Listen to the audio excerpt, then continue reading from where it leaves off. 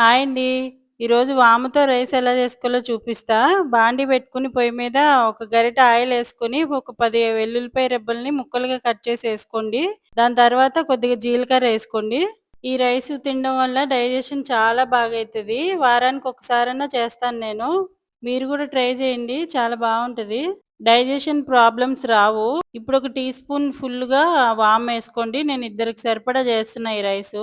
ఇప్పుడొక పావు tea spoon పసుపేసుకొని బాగా కలుపుకోండి. ఈ రైస్‌లో మనం కారం ఏసుకోము. పచ్చిమిర్చి ఒకటే ఏసుకుంటాం కారానికి.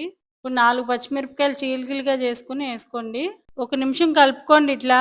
కొంచెం వేగినయి అనిపించినాక ఈ స్టేజ్‌లో స్టవ్ ఆఫ్ చేసేసుకోండి. ఇద్దరికి చేస్తున్నా అని చెప్పా గదా! పావు కేజీ రైస్ వండినా నేను అన్నము. ఇప్పుడది అందులో ఏసేసుకొని కలిపేసుకుందాం బాగా కలిసేటట్టు అంతా. 2 నిమిషాల్లో అయిపోతదిది. ఓన్లీ తాలింపేసుకోవడం ఒకటే గదా! చూస్తున్నారు గదా! టేస్ట్ అయితే చాలా బావుంటది. పావు కేజీ రైస్‌కి 1 ½ టీ స్పూన్ సాల్టేస్తున్నా. ఇప్పుడు ఇదంతా బాగా కలిసేలా కలిపేసుకోవడమే. స్టవ్ ఆపిన తర్వాత అన్నమేసి ఉప్పేసి కలుపుకోవాలి. లేదంటే అన్నం బాండీకి అతుక్కుపోతది. వేడి వేడిగా తింటే చాలా బావుంటది. ఇందులో మామిడికాయ పచ్చడేసుకున్నా గూడా చాలా బావుంటది. ఉట్టిది తిన్నా గూడా టేస్ట్ అదిరిపోతది.